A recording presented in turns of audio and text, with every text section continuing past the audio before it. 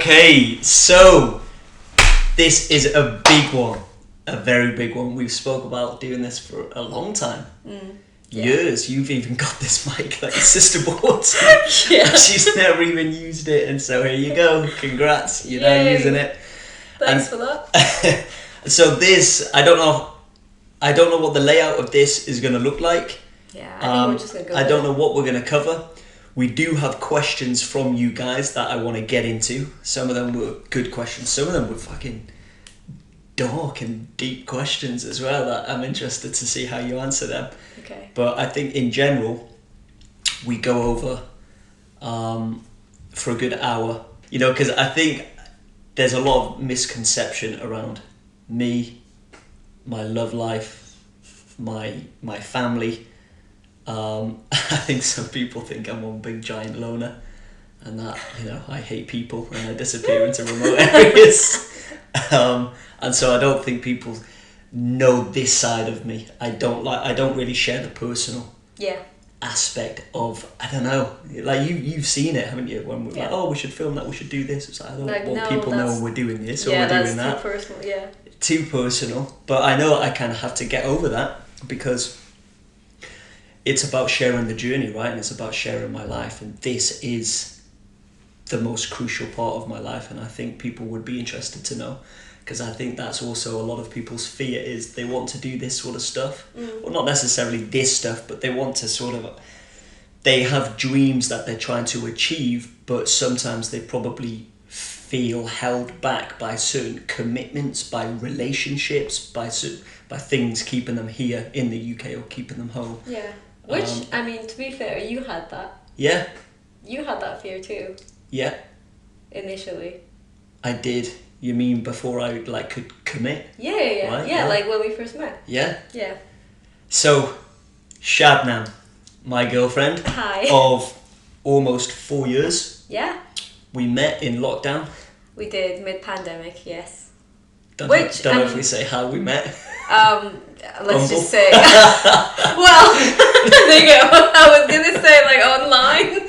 Online. But saying online yes. also makes it sound like I slid into your DMs, which I did not. I couldn't get rid of you. Stop. I tried blocking you and everything. You found me on Facebook. Yeah. That's how it happened. That's accurate. Yeah, no, I pretty much snapped her up. She's Persian, so she flew from Iran. Yeah. And she was here one day before we swiped right, I guess. Pretty much, yeah. So, okay, just to give a bit of context, I moved to the UK to do my master's in 2020. And when I moved, I didn't know anyone in the UK, not one person. I mean, one person. So, to be fair, one person. But it wasn't I didn't have any friends. And because it was during COVID, I wasn't going to lectures at uni. I wasn't meeting anyone, I wasn't meeting my peers. I couldn't make friends. It was a bit of a mess. Yeah. So then what my sister suggested was, you know what, the best way to get to know a city is to go on dates. And it doesn't have to be anything serious, just make some friends, it'll be fun. So I was like, okay. But and it was also the BF. Isn't there a BFF version? Yes, so which I didn't know that, too. right? Yeah, but the whole point was, go on dates, get to know the city. Yeah. And kind of meet some people that way. And you didn't know how to function. So she was in Manchester, in England, and I was in Wales, different country. Which I didn't far know. away. That's so bad. Yeah. And you didn't do the diameter, what was it, the radius Yeah. should have been within 1 square mile, 2 square miles. I think that, but that's you how opened it it works. up nationwide. And I was there in didn't Wales. know. Hello. Yeah, I had no idea. I didn't know where anything was. I thought, for example, I thought that Chester is Manchester. Yeah. Just said differently. I had no idea, which is really bad. I was moving to the UK. I should have known a little bit more about it. You should. But yeah, it worked out, didn't it? So yeah, it did. And then we swiped. We got talking. Yeah. And then I admit my initial thing was the language, wasn't it? I was kind of like, oh no, I've not spoken to you on the phone. And then when I phoned you, video called you. Yeah. You, because you're a big fan of Friends, you just sounded American. And I was like, what? when did you move? How long have you been in the West in general? And she was like, yeah, no, I only moved a week ago. It's like, wow, okay. Yeah. And then I learned you spoke a number of other languages too. So it's like, who are you? I'm a spy. Yeah, no, but I think the progression was really good and natural. So we were texting for like a week, and then we were sending voice messages, and then we had a phone call, and then we had a video call, and then we met in person. So it was just zero awkwardness when we actually met in person. It was, and it was in lockdown, so England and Wales were shutting the borders. Yeah. So it was an 11-hour date. The first date, we just connected. And then after that, I had to leave at 11. Yeah. Because at 12, at midnight... we'd go into lockdown. Yeah, we were in full-blown lockdown then for another 14 plus days, I think it was. Well, yeah, so that was a good intro. That was a good intro. Yeah, 2020. Yeah. And so it's been... So we lived in Wales, we lived in Amsterdam. We then moved to London about almost a year and a half ago now. Yeah. Shabs wasn't there for my 3 original records, which was Mongolia, Madagascar and the Yangtze, but you knew what you were getting yourself in for. You knew that I do these expeditions and these adventures around the world. You were there for the international TV show, The Great Wall, which was anticipated to take 3 months, but it ended up taking 4.5 months. So I guess the longest I've been away from you, obviously, in our relationship, which was hard because I was in China with VPN and you went back to Iran, didn't you? Yeah. And a lot of shit was going down there where they would shut down the internet. And so that was hard to stay in touch sometimes. Mm-hmm. So that was very stressful. That's the longest. Yeah. Suriname isn't that long, but it's a lot more dangerous than the Great War. Yeah. And so I opened it up and asked people to send through their questions of what they want to know, you know, as a relationship, sort of certain answers to their questions on the hardship of being away, on the worry of whether I'll survive or not. You know, I guess there's ways for me to prepare, but how do you mentally prepare? And I guess spiritually prepare for when I'm away. So there's lots to get through. It's exciting. I'm glad to be doing this. Yeah, this will be good for us to have. Yeah, it's about time. Yeah. And so let's get into it. In fact, let's address back to the whole sort of how I mentioned a lot of people probably perceive. It's weird because I was on the Fellas podcast, and they mentioned like my character. Yeah. I've had that in the past, and then I went on to the Back and Arthur podcast, and Arthur said before he met me, based on what I had done and what I had achieved, he had this sort of very emotionless, stoic personality, you know, no emotion whatsoever. And then when he met me, we were just one of the lads. We just connected. We just got on. Yeah. He realised, you know, I'm down to earth and I'm not so if anything, hard-faced. You're super excited and you've got a lot of excited about everything, about the crazy stuff as well. About Christmas. Everything. Yeah. Christmas is like my favourite time of the year. But a lot of people don't see that side because of what I do. Obviously, is very serious. Yeah. It's life and death. I guess you have to be of a certain mindset to risk your life, but you know, I also flip that, and I don't necessarily see it as risking my life because of the experience I've built over the years. Yeah. But it's hard because you didn't necessarily know me from that angle. You just saw me on Bumble, and I had certain things sort of hidden. One thing that I did have on there, which was my Nat Geo show, and you thought I was just a fan of Nat Geo. I didn't really. You didn't know it was my own show. I didn't really pay a lot of attention to your Bumble profile. No. I was just like, well, he looks really good. He's attractive, and he looks super positive. And the prompts that you'd answered were you had actually answered them. When some people just leave them blank and they're just pictures, and I don't like that. That's so funny. I'm talking about Bumble. Yeah, I know. Bumble should sponsor this. Yeah, they should. Yeah, hit us up. I think the thing is that when we met, I didn't know what you do, so I found out about it the same way that you would find out about someone's career when you just start dating them. So we started talking. I first started like getting to know you as a person. Yeah. And the values that you have and what you care about and like your family and your past, all of that. Like hobbies, everything casual, everything normal. And then like, yeah, I found out about your job and like your career, and that side very kind of organically. Like I didn't have any sort of like image of you beforehand, which was helpful, I think. Yeah. But yeah, I guess when I look at your Instagram, it's not like it's Ash Dykes the brand more so than Ash Dykes the guy that I'm with. Yeah. You know, the Ash Dykes my boyfriend. Yeah.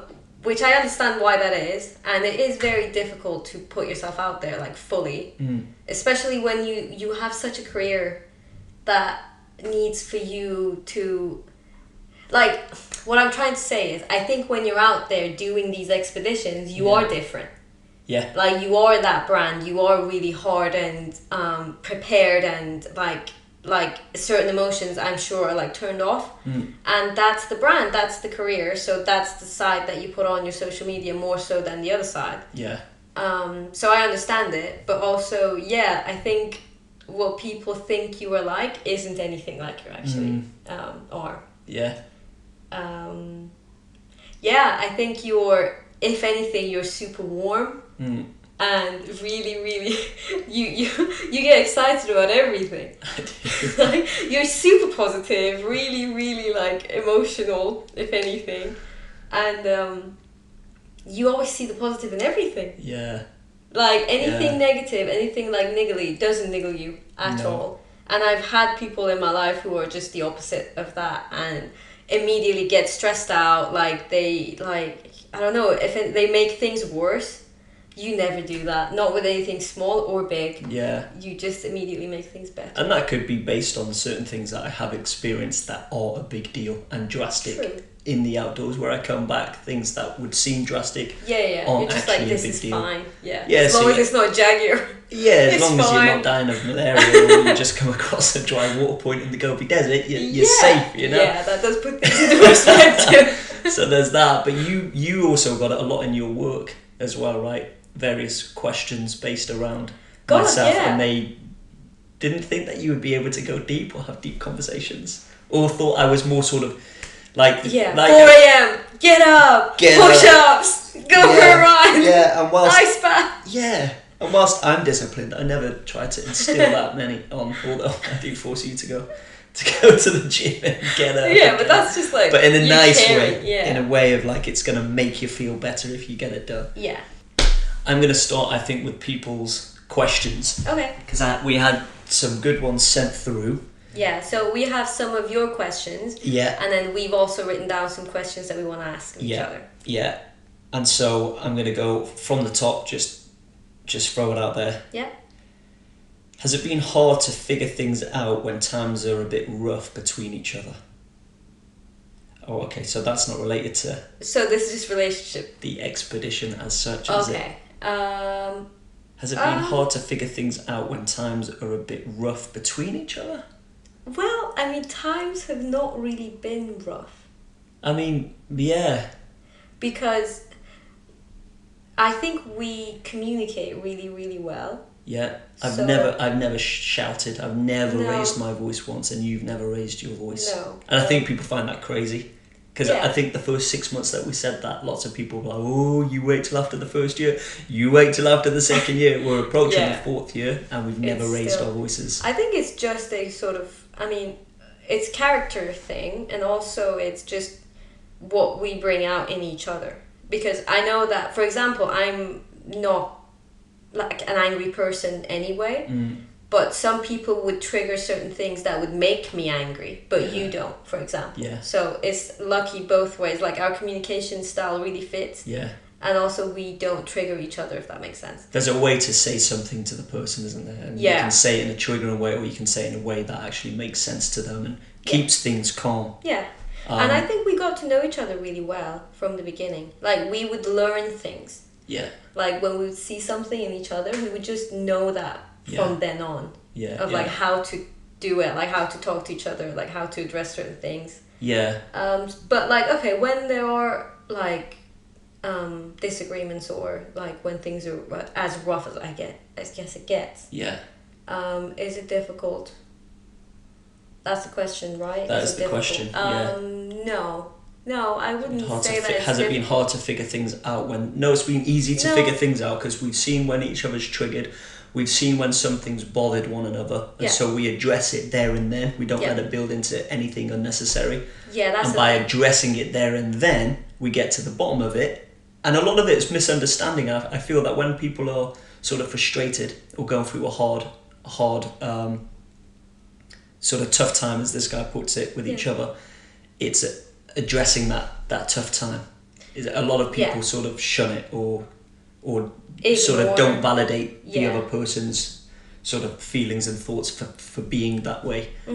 And so whereas I think when we see each other, if we're upset or annoyed or whatever emotion we're feeling, we bring it onto the table, we discuss it, address it, and we understand it, right? There's been many times where I've sort of done something and you've not liked it and you've told me, and I've not got defensive about it, and I've not been, well, that's your problem, blah, blah, blah. I'd be like, I get why that would annoy. Now that you've explained it like that, I understand, therefore I'm not going to do it that way because you don't like it, and vice versa. If you do something and I'm just like, you see that.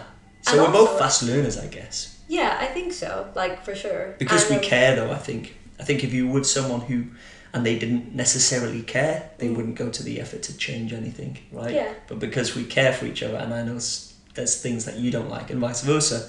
Now you know. Like, now we both know. Yeah, because it's that process that you have to go through. Yeah. Gets also, easier. like, I think the more difficult a conversation is to have, the stronger it makes you after you have that conversation, and it goes really well. Yeah. Because I know that, like, initially there were some things that were really difficult for me to talk to you about, and I was just worried that if I bring it up, like, we'll have a fight and it will ruin some things. But then I would tell myself, like, okay, it's better to have the conversation now rather than like 2 years from now, and then like waste both our time. Yeah. So then I would have the conversation. It would go like 10 times better than I thought it would. Yeah. And if anything, like afterwards, I'd feel like, oh, this is my person. Yeah, you thought I'd flip out, and you were scared to sort of address anything, wouldn't you? Because we were new to each other. You didn't know how. Yeah, we didn't know. Yeah.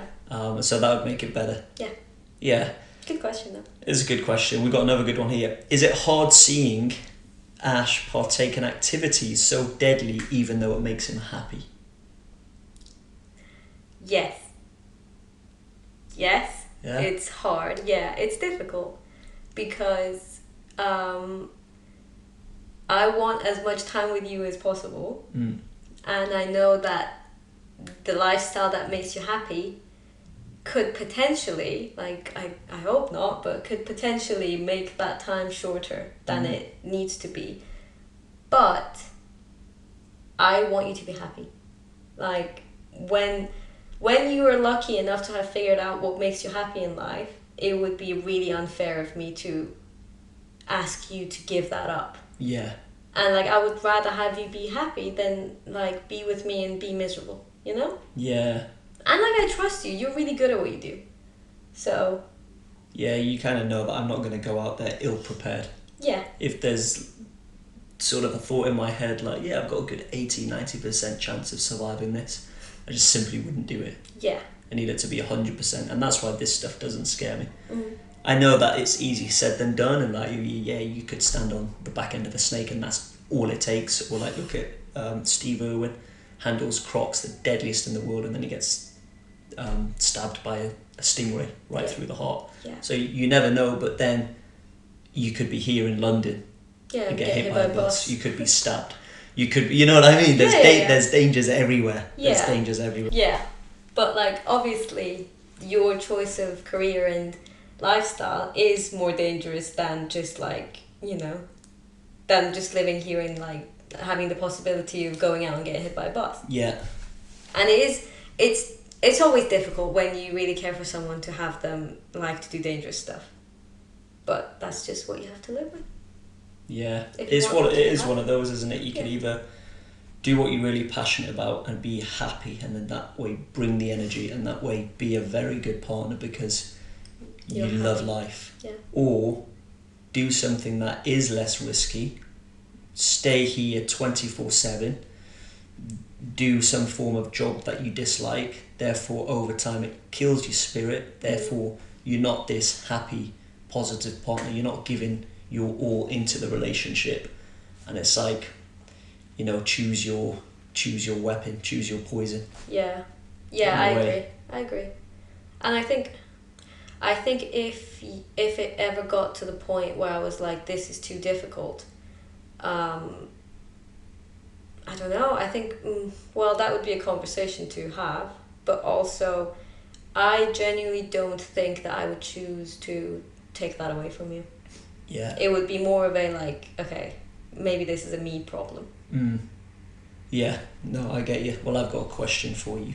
Okay. What? Regarding You yourself? Me, myself. Okay. We'll come back to that. Okay. Yeah, but let's get through these quick fires. So, is it that's more for me. Well, go on. Would Shabnam ever do anything like Mongolia with you? Why Mongolia specifically? It's a funny question. In fact, no, you answer it first and then I'll answer after. Well, the thing is that I would die.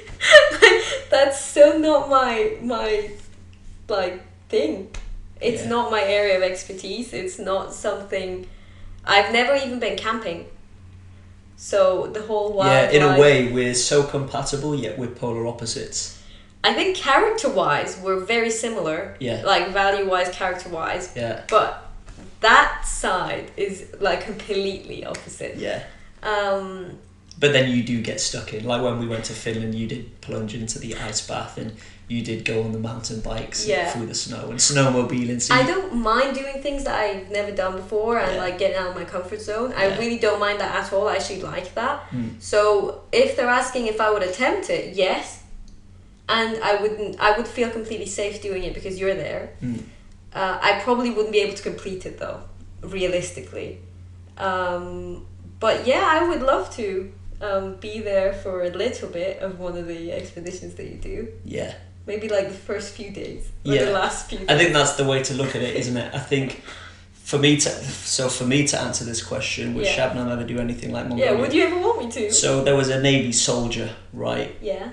Who looks like Jason Statham, who single-handedly crossed the Sahara Desert, and he almost died on 3 occasions, and he's a desert survivor. Right, so if a Navy soldier who's a desert survivor almost died 3 times in the desert, there's no way, probably 99.9% of people would also fail that expedition. Therefore, if I took you on a journey like that, I would either want you to die. Oh God. Or it's just simple suicide. Yeah. So I think to break it down into context, 4 days would be...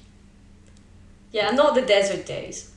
Well, even if it was the desert days, if we take water, you could experience it. We'd have water, we'd have food, and we'd have, let's say, a helicopter to take us out. Yeah. That would be cool, and you'd sort of get this sort of realization of, oh wow, you'd be in the middle of it. You'd feel the vulnerability. Yeah. You'd feel the sense of accomplishment. You would feel scared. You would be battered. 4 days is probably all it would take in that environment, but you'd be safe, and we'd whip you out. Kind of like when I went back to Madagascar, not to do all 155 days, but to lead a team of 15 up to the second highest mountain. Yeah. They were all safe. They had, I think, 2 porters per person, so they were looked after, had their tents and whatnot set up. But when it comes down to these expeditions, I just wouldn't allow... I wouldn't like to risk that. I feel like I can do it myself because that's what I do. It'd be like me trying to all of a sudden have a conversation in Farsi. Yeah. It's like, I would love that. But I would need years of practice. Yeah. It's one of those. Yeah. But it's always hard to address how hard these expeditions are. Yeah, I think people don't really understand. Some of them do, but I think just the magnitude of it is very difficult to understand if you haven't put yourself through anything similar. Yeah. And I think the Yankees a good point of that. When people joined, 10 were evacuated, 2 of which were soldiers, hardened to the environments. Yeah, I think. But it would be good. It would be good to do like a Mongolia, Yangtze, or Madagascar, a few days out there, 4 or 5 days. Yeah. And I want to do that in the future. Lead people on these trips. So, but not everyone knows. So it's a good question nonetheless. Great question. Yeah. What was your girlfriend's initial reaction to what you do? That's a good one. Yeah, just... How did you know? How did I tell you? Oh, you followed me on Instagram, and then I saw your Instagram, and So I it was followed on you back. Insta was your first... Okay. Yeah. What was your initial reaction then? Like, whoa. Like, this is weird. So, like, I've connected with a bit of a celebrity. That was my initial reaction of like, Right. wow, this is unexpected. Did that put you off in a way? Were you kind of like, what's he doing on? Is this how he pulls his? Yeah, that was exactly what I thought. Yeah, I thought that this is kind of a bit of a routine, probably. Like, he's on Bumble and then, like, gets people on his Instagram and then they get all like starstruck and I don't know. Well, But also, I thought that was a really cool kind of career to have. I was like, wow, like, adventurer. Mm-hmm. Is that even still a thing? Nowadays? Like, that's a career, really? It was interesting. I told my sister about it. Yeah. Because she likes, like, adventure and she's more, like, into that. And she thought that was really cool. Yeah. But yeah, to be completely honest, at that point, I thought that would just turn into a cool story in the future. Like, oh yeah, I used to date this, I went on a date with this adventure guy who had a Nat Geo show. Yeah, I thought that's the extent of it. Because you never actually expect it to turn into anything. No. You just never know, right? Yeah, you never know. It was interesting. Yeah. Yeah, it was cool because, like, with the outfits, like adventure outfits, you looked like a bit of a like video game character. Oh yeah. So that was cool. Yeah, just very surface level. Yeah. No, I like it. Okay, and then... Oh no, that's one for me. What is a weekly drink regime? No. Do you guys have the same interests, or does your girlfriend do the same kind of things? Nope. We kind of went over that, didn't we, very briefly? Yeah, different interests. There's some overlaps. Like, I love traveling. New experiences and stuff. Do love that. But explain what you do so people know what your hobby wise. Okay, I work in finance. So I work for an international financial advisory. And I think my whole journey, background, like university, did my bachelor's, did my master's in economics, very much intellectual. I love to read. You should see the size of this bookshelf right here. The bookshelf, if you've ever seen the bookshelf anywhere, that's my bookshelf. I think Ash has got 0 books on there. 0, it's just my own book. Yeah, just Ash's own book. I think that's kind of my area of interest, more so than, like, yours is outdoorsy, very outdoorsy. Mine's not so much. But again, there's that overlap of I'm really interested in learning new things all the time. Yeah. So I like to read, but also I love traveling and seeing the world by myself. Yeah. And there's been a few things that we've learned on the go with each other too. I prefer sort of learning through experience, but then if I have to sit down, or you don't even have to sit down, if I had to sort of read a book, it would be through Audible or podcast, which we both also enjoy, especially the podcasts. Or even documentaries. Yeah, I think the learning aspect, we both really like to learn stuff. Like when we watched Seaspiracy and Game Changers, and decided let's go vegetarian. Yeah, we're not anymore because China and Iran ruined that, but but we tried it for a good year or so. Yeah, now. I think all of this is a good practice. So yeah, we do get hooked into very similar stuff, but. Yeah, our careers, adventure and finance. Yeah. But then you have an interest in travel. Yeah. And I've got a huge interest in business and finance. Yeah, there is an overlap. for sure. Yeah, I would say out of all of my siblings, I was always less money motivated, but my dad's sort of financial advisor, mortgage consultant in the property market. My sister as well, properties. My younger brother, money, but loves experience too. Yeah. Whereas I was all about sort of that experience, and then now it's money as well, only because I'm able to turn my passion into, and I'm getting sort of more than I ever imagined I would get. So it's important to know what to do with that and how to invest it.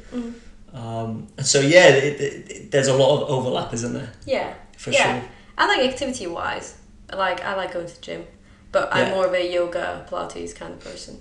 Whereas you're just not that. But then you did engine, which is more like CrossFit. Yeah. Almost passed out, but it's a start, isn't it? That is a start, yeah. But like, imagine like you. Oh, and you trained with me. I did. You started crying. And I did cry. Why would you? Great. So you asked like if I would ever go to Mongolia. Like, I almost passed out doing a HIIT workout at the gym. So deal with that as you will. Yeah. And to put that into perspective from experience, that HIIT workout was probably 2%. Well, Mongolia. You shouldn't humble me like this, but yes. I'm sure you'll get back. Also, like, the workout that made me cry, like, it makes everyone cry. Okay? Not just it has made, like, people vomit. Yeah. Yeah. Right. Can I take her to dinner while you're away? I would say no, but thank you very much for the I offer. would say, how much are you willing to pay? Yeah, better be good. Better be good dinner. What's this one? Are those closest to you able to veto an idea based on thinking it's too dangerous to undertake? That's a good question. That brings me back to one expedition in mind, very similar to what I'm doing in the Amazon, but would take a lot longer because it's a lot bigger. Most people know I've had this idea for a long time, and that is the Congo River. Yeah. Now the Congo River, it depends on how you sell the idea. What I've noticed is it depends on how I sell the idea to my family and to yourself. Now, Suriname I knew was a given. I knew it was happening. And so I would sell that in a way that I wouldn't highlight all the dangers straight away. I would highlight, greenest country in the world, 94% jungle cover, amazing, it's going to be beautiful. Can you imagine all of the birds, and they have sloths? And whereas the Congo, I didn't know 100% that I would be doing it because, it's a lot of time and we would need more finance. I'd be gone for a year.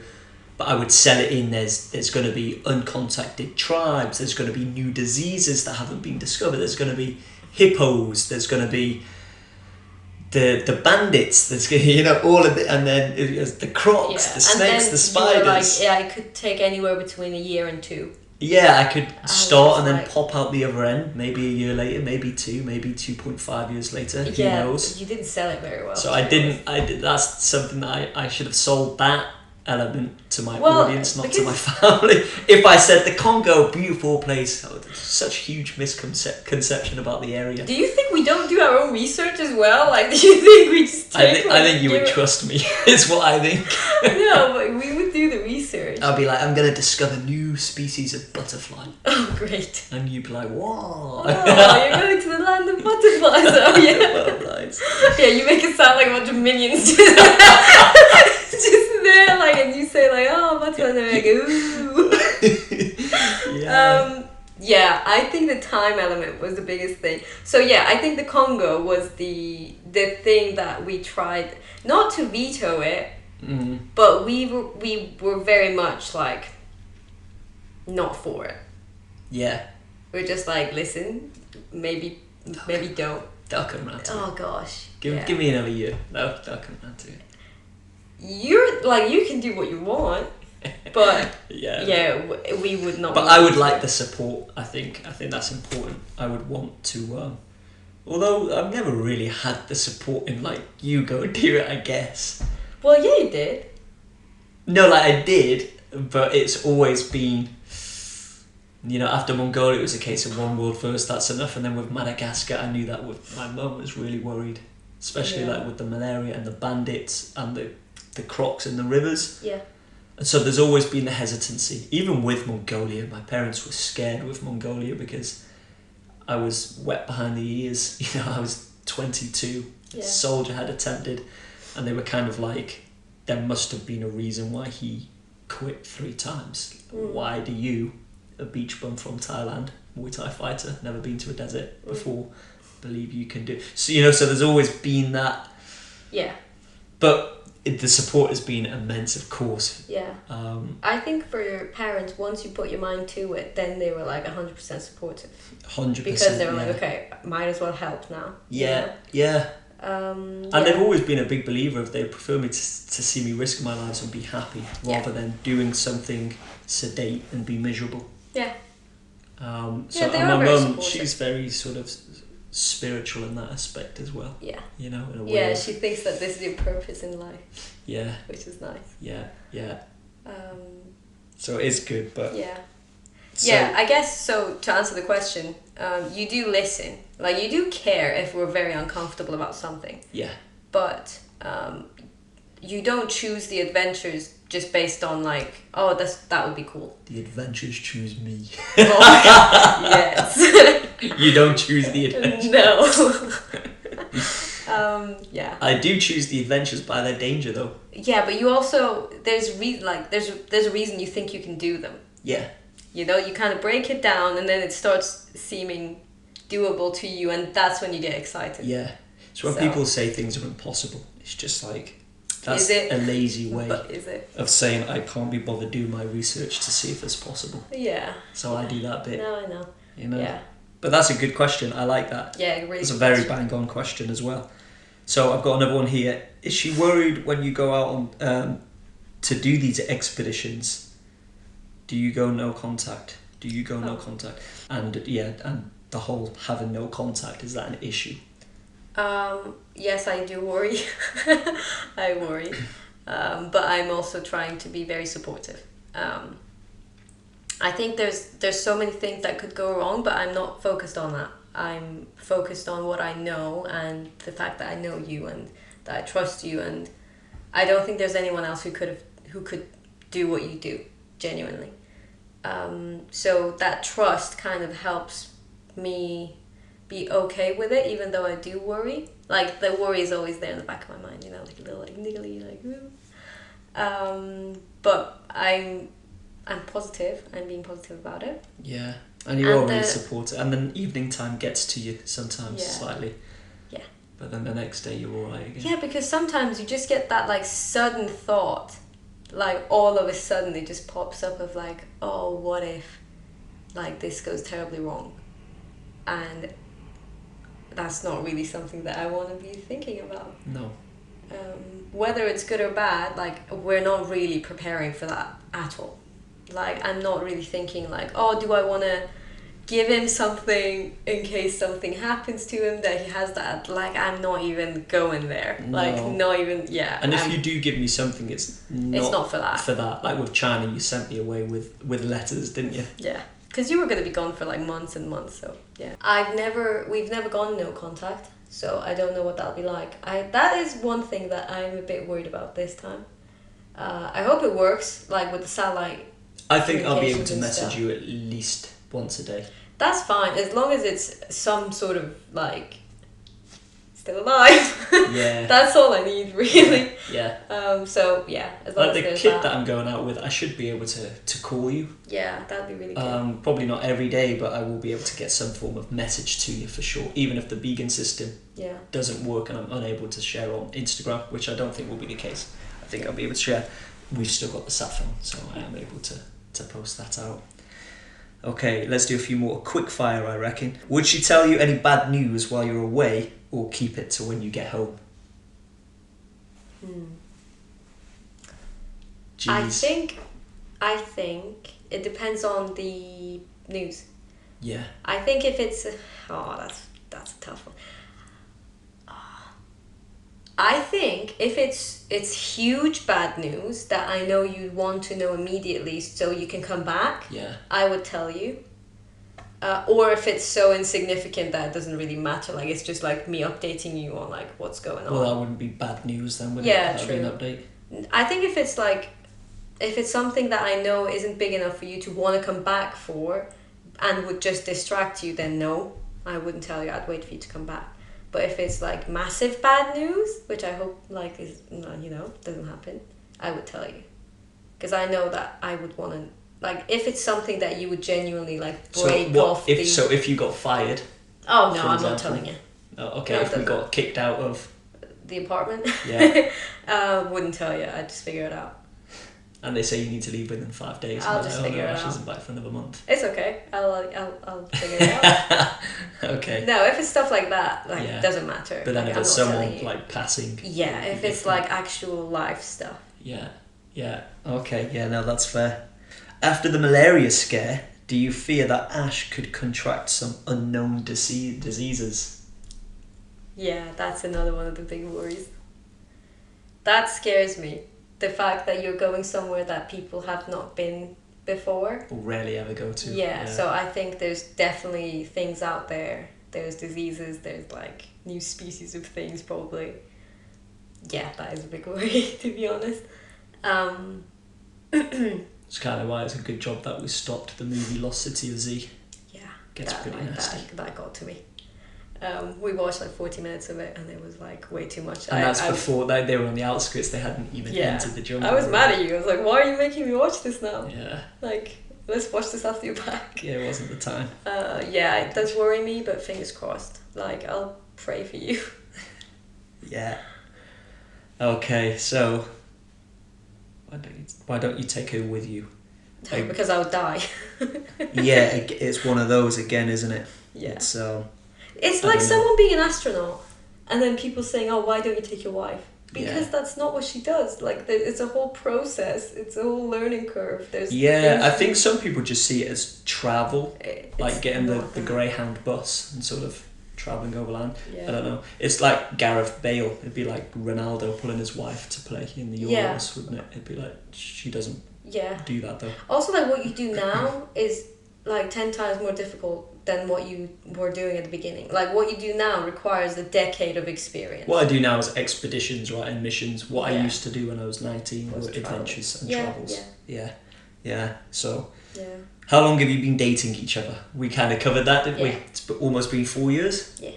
It will be 4 years on November the 4th. Mm-hmm. Right? Wow. Yeah. So when I'm back, and we'll be on a cruise, Cunard, for our 4-year anniversary. Yeah? That'd be nice. That will be good. Feels longer. Oh wow, straight to the point with this one. Oh jeez. Like, are you okay with the fact that he might die? Oh god. Well, I'm counting on the fact that you probably won't die. That's terrible.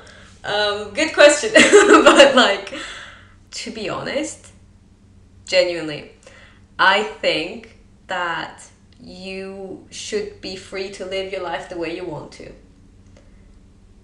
And I'm just here to live alongside you, and we make each other's lives better and we make each other better. But I cannot be selfish and ask you to not do something for my sake, even though that's how you want to live your life. So if this is how you want to live your life and your parents are okay with it, you know, like everyone who loves you, we just have to accept that. And I guess like what gives me like peace in that thought is that I know that you're really, really happy where you are and with your life. So if something was to happen to you, there are no regrets. And you're happy and you've lived a good life. Jesus Christ. It's terrible. But yeah, I think I'm just selfless like that.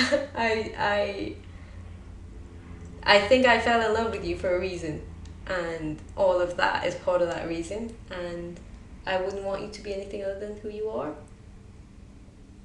So no, I'm not okay with the fact that he might die. Yeah, I think you're putting your brave face on now, aren't you? It kind of goes through phases where sometimes you do question, right? You do say, why? Yeah, I did that Why at are work you the other doing this day. again? I was just like, what if Ash actually dies? Yeah, you know? And then there's nothing. Like, I can't think of anything afterwards. Like, I'm just kind of like... Yeah. I think... I hope not. Yeah, it's one of those... It's... You know, how I see it is... Although what I'm doing is extreme, but it's... You could be asking any couple, how do you feel if your partner just randomly dies? And no one's ever going to like that. That's how I see it. I kind of... Yeah, you're right. Feel so prepared. Yeah. That I think anyone, any couple getting the question, how do you feel, will probably be the sit well. Because we don't see... I certainly don't see it happening. Yeah, I don't see it. I think many things, without being cocky, have tried to kill me. They've not killed me. I've survived each and every one with no insurance, with no evacuation. Yeah, now I've got insurance, now I've got evacuation. Yes, something drastic could happen. But something drastic could happen to any couple that never leaves the UK. Yeah. And does happen all the time. You know? Mm-hmm. So it's a it's a good question, but I don't see it. I don't know what that is. Maybe it's that whole sort of winning mentality. Maybe it's naivety. Maybe it's I've had so much luck in the past, or maybe it's that I believe the training and the preparation has allowed me to survive what probably would kill most, you know? So I think it's the same on my side. I think I see you as a bit of a superhuman. Yeah, and I know that that's bad because I'm not, but... Yeah, but that helps. It helps. Yeah, I feel like he just... Because we don't talk about this, do we? No. That's a good question, because we don't... What if you die? It's like, well, I won't go out there if I think I'm going to die. Because that would be really selfish. That would be really bad. And I trust you so much. Yeah. Like, the way I believe in you is massive. Yeah. So. And that leads on to the next question of how does it feel for you when your boyfriend leaves for something potentially very dangerous? I just believe that he's prepared and he knows what he's doing. And there's no one else that could do what you do. Genuinely, there's no one else, and you just think of every aspect of it, every part, everything that could happen, and you plan for it really, really well. Yeah. And you're really smart. Like, I think people think you're just good at surviving, but you're just really, really intelligent. So I know you really well, which makes me like believe in what you want to do. And you see even in London, don't you, how I get annoyed with people and their sometimes the underground or whatever it might be, their situational awareness that's is just... And then I understand how people do think people could die out in these places, the jungle and the desert. Yeah, 'cause people are dopey. And I think if you've got like really sort of low situational awareness of things, that's when you can make silly mistakes, and then that for me is life risking, and it's just I don't know how you top that up, but I do think each time you go away on an expedition you come back and you're a little bit more aware. Yeah, and you can, like, it's so funny, you could be dropped in the middle of a jungle, I'm sure, and you'll just find your way out. It's weird how good your sense of direction. Oh, the navigation. Yeah, I think that's from scuba diving. So scuba diving is the hardest. It's ridiculous. You can go somewhere one time and then you'll know exactly where it is, exactly where, like, how to get there. And like, we're somewhere completely new and you know exactly how to go back. And I'm just like, how on earth? I would get lost, like, just walking down the street. You got lost in Battersea the other day. Yeah, I always get lost in Battersea. I think it's like really not well like designed. It all looks the same. Yeah. And then we got the last few. Yeah. Oh, do you have reservations about having children due to the likelihood of a failed adventure? You guys, good questions. Whoa. Yeah. no, is my answer. I don't know if that's towards me or to you. Probably But both. again, I don't. For me, I see it as, and I know it's different. I see it as I'm going to the Olympics and I'm competing for the gold medal. I either win it or I don't win it. And going to Suriname, I either achieve it and come back having achieved it, or don't achieve it and come back having not achieved it. Okay. That's sort of my... I know what you mean. That's kind of... And I know that's not the case, and I know there's spiders and there's crocodiles and there's... Well, caiman, and there's stingray, electric eel and piranhas, and maybe uncontacted tribes, and maybe new diseases, and maybe undiscovered species, and maybe jumping out of the helicopter, you hit a rock, oh my god, stand on the back end of a snake, or get wrapped up by an anaconda, or you get just some sort of new disease that there's no cure for, and then you just... But then also maybe the plane crashes on the way to Suriname, and you're like, well, fuck me, did not see that one. You know, so I think what scares me is the things that I don't see. Yeah. Kids. I think that probably when we decide to have kids, it's going to be a different stage of life. I think that probably you're not going to be wanting to do as many like really dangerous stuff. Yeah, I think I would like, and this is why I've kind of been fighting for UK TV to have my back, because that means I can step away effectively from doing these dangerous things, because this is my life, this is my career. People say, well, you know, why do you do this? Is I've got bills to pay, you know, this is my job, just like everyone else has their job. This is my job. And I think with TV comes the camera crew comes the big budget brings sort of the evacuation, the safety element, of course, and they're a lot quicker trips, because film crew can't be out there for too long. I know China being 4.5 months was a long one, but that was during COVID. Normally it's a couple of months, absolute max. And so I would like to go in that direction, but until that happens, I think I've still got to do a few more things. Yeah, well, hopefully like it happens really, really soon. Yeah, either that or social media sort of really takes off to a point where I'm like, right, I can do shorter trips, and but you know, it's a job at the end of the day, and yes, it's my passion. That you're such a family-oriented person that I think people don't know, that I'm sure that that's more of a worry for you, if anything. Like, you're gonna want to be there when the child is growing up, and you're not going to want to miss anything. Like, I know that about you, so I'm not too worried. Like, it's not like the child thing is more of a thing for me to figure out, because I know that you care at least just as much as I do. Potentially even more. Like, you love kids. And it does not seem like that. It seems very like out of character, I guess, but you're so family oriented, like family over anything, like the Fast and Furious thing, family. Family, Vin Diesel. Family comes first.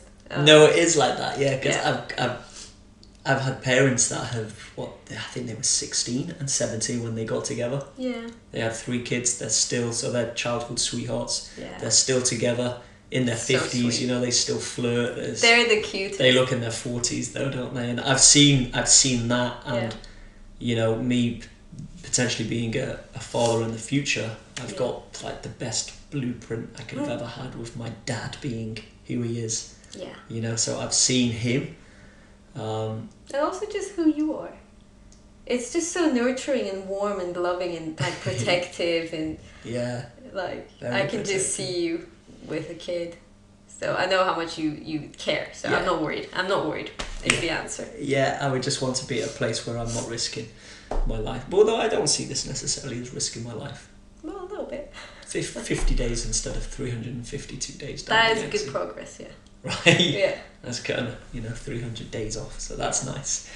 And then that is nice. Let's move to you. I think you've got some questions, right? These are you done with... there's a few that I've skipped because I think we've covered. How long have you been together? Do you record any goodbyes in case of death, accident? Jesus Christ. We've discussed that. My God. We've discussed the communication. When's the wedding? Anthony Puds. I think we've covered most of that. Really good questions. Thank you. Thank you for the questions. I've just got a few questions that I thought would be cool. Yeah. You know how you always say you worry the most about the things that you don't see? Yes. What's something that you think you cannot plan for in Suriname? One thing that I don't think I can plan for is where we're all stepping 24/7. Okay, so what are you thinking? I'm thinking that anyone at any point of time could step on the wrong thing. Mm-hmm. And I'm not too worried about land because they'll hear us coming. I'm talking about jumping out of the boat onto something in murky water where you don't know. And the biggest danger, actually, what a lot of the indigenous worry about too, is the stingray. Oh, okay. Because they burrow themselves in the sand. You step on one, and that if that stabs you, it's venomous, but it's a stab wound. It's instant evacuation. Wow. Okay. The beauty is it's not to the point where it's not like a deadly snake bite. Yeah. Where you've got an hour, 2 hours tops. So your shoes, your boots and stuff, are they not going to protect you from that? It depends where on the leg, how high the barb raises. Can't you just wear a whole plastic thing? Well, that's why the lads take wellies. They are taking wellies. They won't use wellies though for in the river. They use that for out in the jungle for the snakes and spiders because they'll just all fully fill up and fall off your feet. Probably. Why not really high ones over the knee wellies? God. Yeah, no, that would be a lot. I think maybe they would still penetrate the wellies potentially. Who knows? But I think it's that kind of stuff. It's also the diseases. Anyone could get hit by any disease at any time. Yeah. And there's no malaria, which is great, but there is dengue fever. Dengue fever, I think I can crack on with dengue fever. Bit of antibiotics. What's dengue fever? It's another nasty disease. It gives you intense fever. Oh. What's the duration? It varies. Okay. I know that Matt, my friend, had it and he had to go to Koh Samui to hospital there. And then with the right medication, I think days, and then he was out. But if we can take the right medication, maybe we can still crack on. Are you taking the right medication? Yes, we are. Okay. Yeah. So yeah, that kind of stuff, I would say. Not so worried about the snakes and spiders, although it can't kill you, hornets, depending on how many stings you get, and bullet ants, I think there's definitely something that you've got to be aware of. Because you think of the big predators, right? Yeah, Jaguar, caiman, they're more likely to leave you alone. But then you come across a hornet nest or bullet ant, and it's going to be such a painful experience. Yeah. So there's that. Yeah. Yeah. Okay, I've also slipped in some questions that I want to know. Okay. Just making the best of this. Yeah. What's the main reason you think we work so well as a couple? The main reason, pick 3. I think communication is definitely there. I think we talk about everything. We've always been good at communicating our problems or issues or our emotions, our vulnerabilities. Yeah. And then understanding being a second one. We've never been shutting each other down for our thoughts and feelings. We've always sort of listened. So communication, understanding, and what would be another one? Understanding, empathy. Would that be the same? Similar, yeah. Similar to understanding. I think positivity. I think we're on the same level with this ball of energy that we get excited over certain things. I think each other's moods affect each other, Yeah. If I'm in a good mood, you're more likely to be in a good mood. Or even if we wake up, and even if I'm feeling a bit iffy and then I feel you're worse than me, that'll poke me. I'll give you that. I'll be like, okay, she's having a worse time than me, so I'll try to lift you, and then vice versa. If it's really not my day. Yeah. But you also really know, you're good at being able to tell when to leave me alone and when to help me get out of the rut. Yeah. Yeah, same with you too. Which is funny because we're with each other 24/7, but I never get annoyed. Yeah. Or niggled or... That's how I knew, because people annoy me. A lot of people Like, do I, annoy you. I get annoyed like very easily. Yeah. I don't mean like by little things, but very quickly just get to the point where I'm like, oh my god, this person's characteristic, this part of their personality gets on my nerves. Yeah. And like I think I like my alone time so much that it was surprising how much I liked having you around all the time. Like I don't really like having anyone around all the time. Like I want to be on my own. I want to have my alone time. Yeah. But with you, I really like your energy. It's such a good energy. Yeah, so I think I would say that positivity, communication, and understanding are the they're good. three main those. things that work with us. I like them. Do you want to do like one each? Yeah. Okay, here's one. What was your first reaction to me telling you about Suriname, and what were your family's reaction to the whole idea? Okay. Because that's a big one, right? Yeah. So my initial reaction was, thank God it's not the Congo. Yeah. So I think how you did it was really smart. Oh, stop. I think it was like, because you talked about the Congo so much and the duration of it and how freaking dangerous it is and how it would be the biggest expedition of the century and all of that, which all of this was said in like the most excited kind of way. Like you'd be talking about the dangers with like this like glint in your eyes, like, oh, imagine this, and we're all like petrified. But when you talked about Suriname, it seemed a bit more manageable as someone who's not doing it but is just having to live with it until it's done. The duration was like better. I was just really worried about. So the main thing I'm scared of is tribes. Is if there are any tribes in there that people don't know of that might get really aggressive and violent and all of that. That scares me the most because people scare me the most. But also like how you're surrounded by wildlife that is deadly. It's everywhere. It could be a tiny little spider or like a little snake that you step on, and it could be very harmful. If not deadly, then like it could like hurt you quite a bit. Yeah. Yeah, I knew that it was gonna happen because I knew that you were kind of itching to do another world first. So it was only a matter of time, and it was only like, okay, what is he gonna pick? So I knew it was gonna happen. I'm glad that there's a team this time, which is different. So there's other people there. So I'm thinking if there's a jaguar, then if there's 4 of you, it's less likely to attack. Yeah. Like way less likely. So yeah, there are these things that I kind of tell myself constantly so I can feel better about it. Yeah. Yeah, I knew it was going to happen. Do you think this will be the last one? No. Do you think I'll do the Congo? Yeah.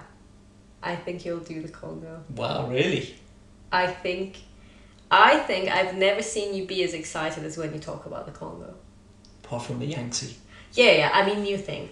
Not like anything that you've done. I know what you mean. But that's also scary. I'm excited about the Congo as I have been these 4 that I'm planning.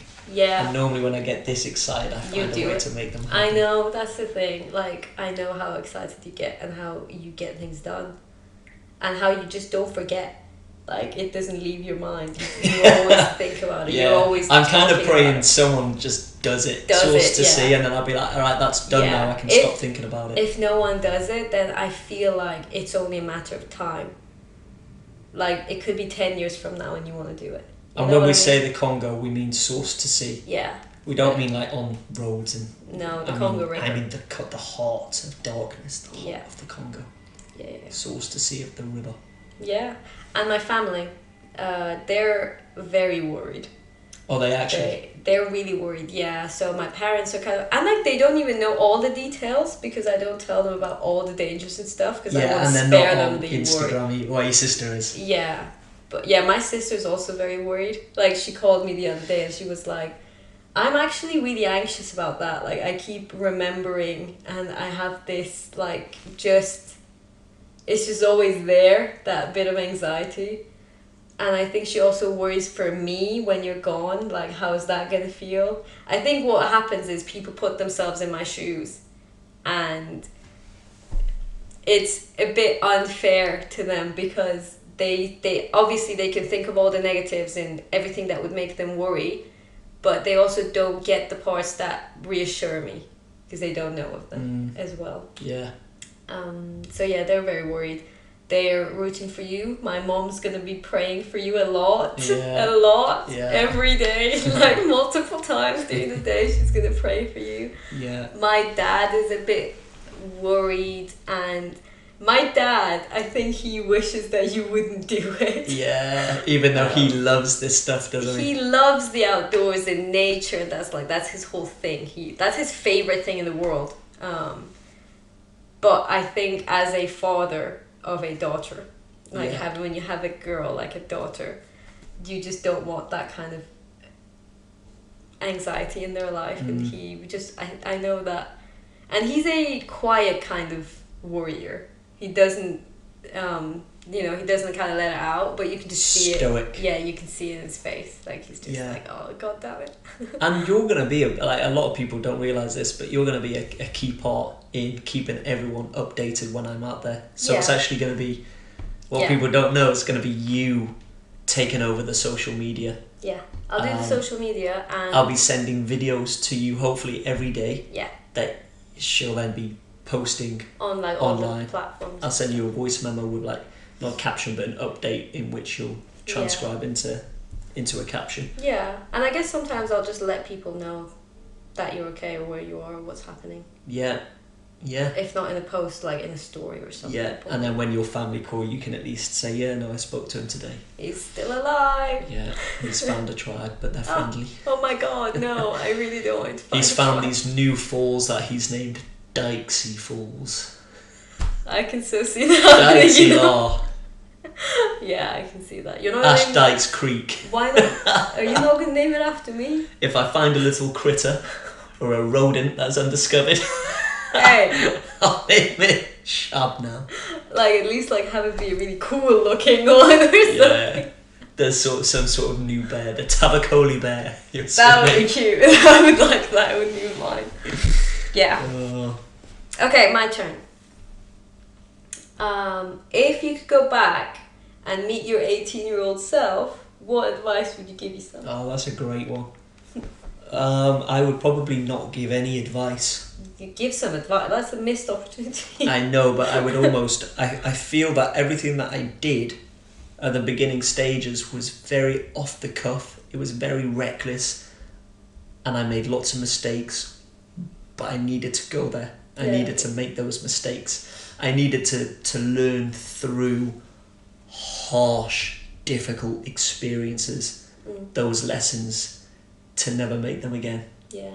And so if I told myself, like, be prepared in the Gobi Desert, you're going to nearly die, maybe that would scare me, and maybe before I let it get to that point, the fear of feeling what near death is like might force me to try to bail to some capacity.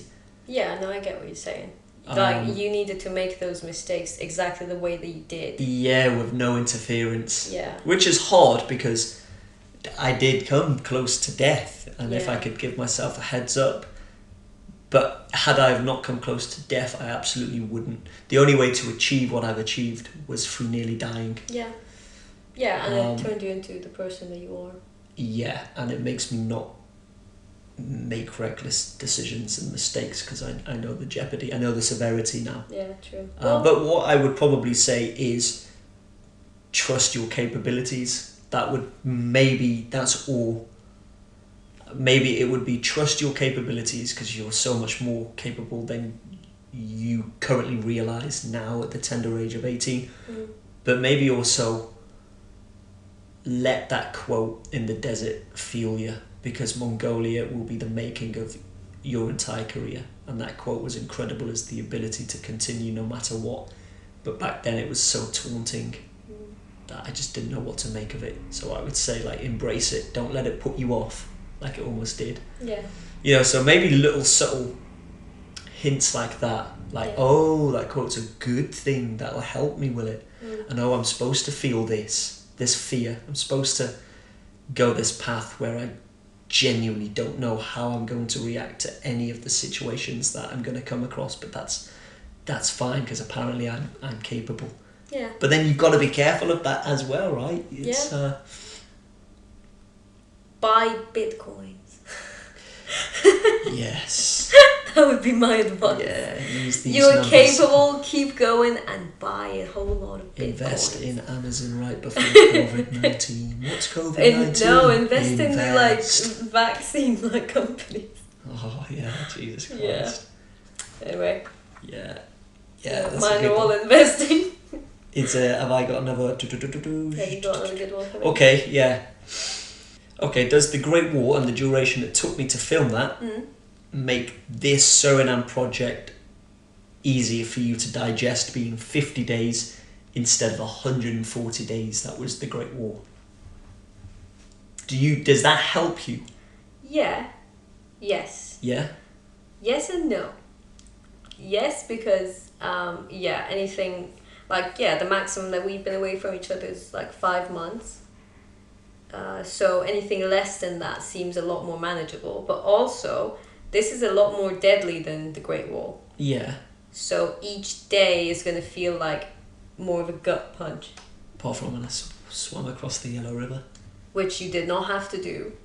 And I just... Why make something deadly when it's not? That was unnecessary. It makes But great anyway, TV. yeah, but I digress. Yeah. I think... I don't know. I guess we'll know afterwards. Yeah. Because each day might drag a lot more because I know that you're in danger. You're not always in danger.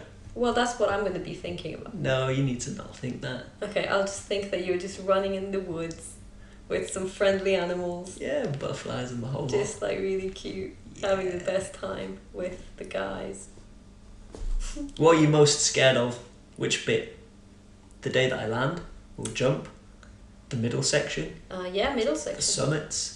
Well, I'm scared when you're in the jungle because there's a lot more things there. That's about 97% of the time. Fantastic.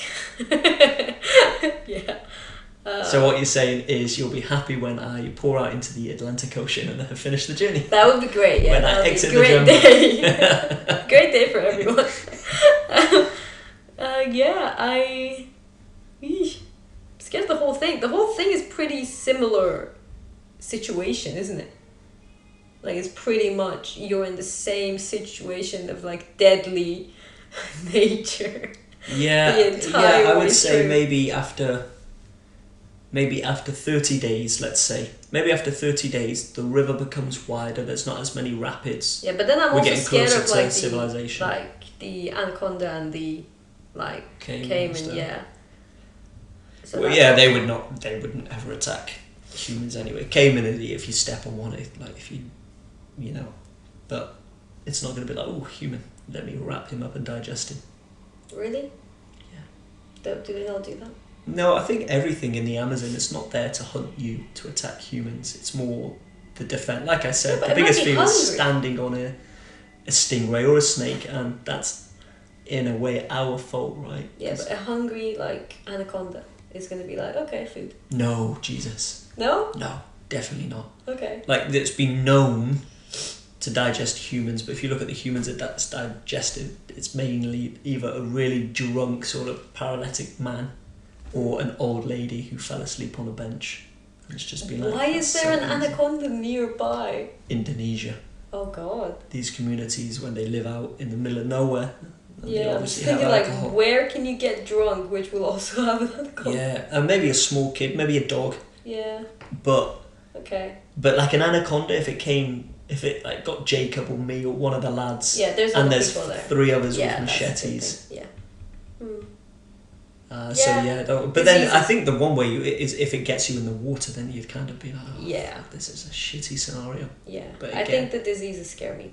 The Diseases, the like diseases, but- a tribe, if there's a tribe, if you get ill, yeah, that kind of thing. yeah, Also, are you sure that there's going to be enough? Is hunting piranhas as easy as you think? Because that's your main source of food. Yeah, we've got 10 ration packs each for the 50 days. That's mainly for the mountain section. Yeah, but that's nothing. Once we're back on the river, we will have lentils and beans. So our main source of protein, it will be fish. And apparently it's as easy as after sunset you go into the river with the machete, crack. Okay. Hopefully. It's based on their experience, Yeah. when they live out there. So, Okay. because that's a decent podcast, isn't it? That was really long and we talked about a lot of stuff. Yeah. Yeah, okay. I've got one. Okay. So if we have a child in the future, Yeah. and the child wants to do exactly your career, Yeah. would you be okay with that? And how would you try to assess if it's actually ready for that? If it's the right kind of Yeah, that's a good question. career?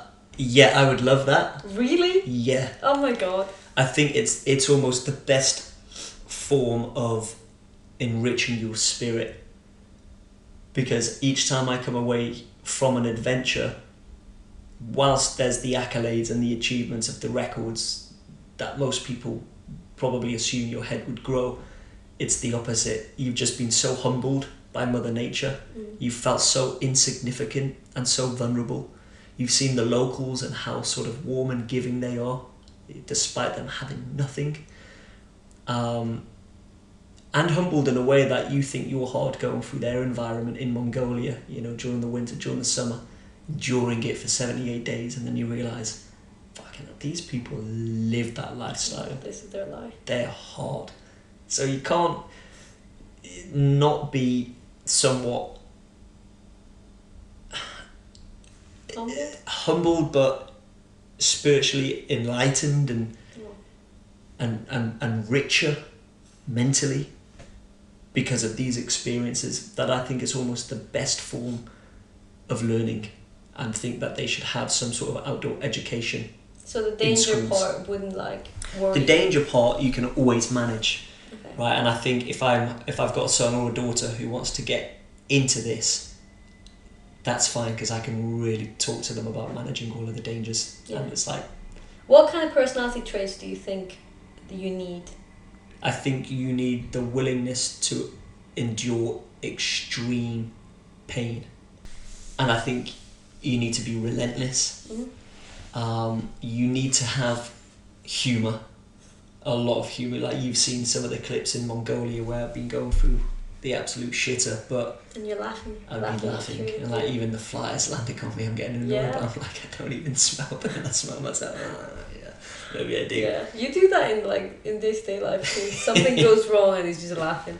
It's like, oh wow. Yeah. It's good. It's a good personality trait. Yeah. So I think you definitely need that. But I think ultimately you need to be so competitive, which is a strange one. Yeah. But I think in order to, if you don't have that competitive edge, you won't see it through into a career. Like, there were so many times, aged 19, 20, 21, 22, where I'd be seeing people 10 years older who would have the career, they would be on TV. And I'd be like, I'm definitely better. That could be naivety, but I was like, I could out-survive them in any environment. You drop us in the middle of the jungle together, I will be the first man out. And I think you definitely need that, because that instills that belief, which keeps you on track. And it can be a long, painfully slow. I'm not talking about just the expedition now, I'm talking about a career, turning your passion into a job, into a career, something you get paid from. It doesn't happen overnight, and this is over a decade in the making for me. And so if they wanted to get involved in these expeditions, I think I would love that. Or want it to be totally different and do their own thing. Maybe do the polar regions or whatever it might be. I know that they'd be in safe hands, because I would tell them everything that can and will go wrong. Whereas I never had that. I had the mental and emotional support from my parents, obviously, but I couldn't really go to someone who had experienced this before, and I certainly wouldn't contact my so-called competitors and give them that edge or advantage. And so I kind of just had to learn through experience, which is the best way to learn, but the most brutal way. Yeah. So yeah, I would encourage it, but I would make sure that they are safe, and probably secretly, I'd probably be in the country as well, and they would never realise. Oh. I'd be like with a helicopter on the ready. It's just like, yeah, behind the newspaper. Yeah, Just exactly. watching. Yeah, exactly. Yeah, I think so. Oh. Just because I know when shit does hit the fan, it's nasty, I will be and many there. people die. Yeah, that's sweet. That's nice. So yeah. Okay, good. What about you? Would you like them to get into this sort of stuff? Oh Or my would that worry god. No, I'd be like, come on, like, really, again? you? Yeah. Yeah, I don't know. It's just one of those. There's pros and cons. I would I would love it in a way of like that they're similar to you, because that'd be so cute. But also like I don't want to have to go through that again, like as a mother, because I feel like that's a different type of worry. Like, no, I don't want you to risk your life. Like, oh my god. Yeah. You know, I don't know how your mom did it. It's so difficult. I know. Like, oh, your child is going out there to get eaten or like to die in the desert. She's brave. Both brave parents. Yeah, They kind of, you know, just because they have horrible phone calls as well. Even I've got malaria, or you know, Yeah, I'm that's dying in terrible. the desert. oh god, Wouldn't put like it like that, but you know what I mean. yeah, Don't I know. wouldn't want that. I wouldn't want that. So, I don't know. It's one of those. If it happens, we'll deal with it. But I would not want that to be the case. Yeah. Yeah. One adventure in the family is enough. Is enough. Yeah. Yeah. But yeah, it will be interesting. Yeah. But let's wrap that up now. I think Yeah. I'm so glad we did that. I hope Yeah. you guys enjoyed it as well. I think we absolutely do something again on return. Yeah, and then I think Yeah, you should also and get some more involved in social media as well. yeah, I mean I can do that. You know, just like, I think it would be nice to show this more personable side as well. Yeah, I don't know. Like, you let us know which questions did you really like, if you And what agree question- or disagree with anything, and like Yeah. what did we not answer that you wanted us Because to? we'll do that on, I think we Return. definitely do on return. Yeah, and then I think there would be some really cool like hindsight questions. You know, like what was different. True. Yeah. So that'll be cool. Yeah. What was the hardest? Yeah. What did you think when he messaged this, or what did you think about that post? Let's see what happens. Yeah. Yeah, but let us know if you liked this. If this is something that you'd potentially like to see again. Yeah. It was fun for me. Yeah, it's good fun. It was a good conversation. We'll do another one. Yeah. Little homemade podcast. Yeah, a little homemade. It went well. Alrighty. Yeah. Thank you guys. If you Thank watched you. it to the end, absolute legends. Yeah, leave a comment, let us know. Because Yeah. this is going to be really long, so if you actually did finish it, like, leave us I don't know, like a white heart emoji or something in the comments, and we'll know Yeah. that you actually finished the video. Which would be cool. Yeah, Yeah. wicked. And I wish Ash a lot of luck. Like, support him on all socials. He's amazing. And I like, obviously like him a lot, so yay, like, support Ash. And yeah, good luck. I'll see you when you're back. Yes. Round 2 impending. Coming up.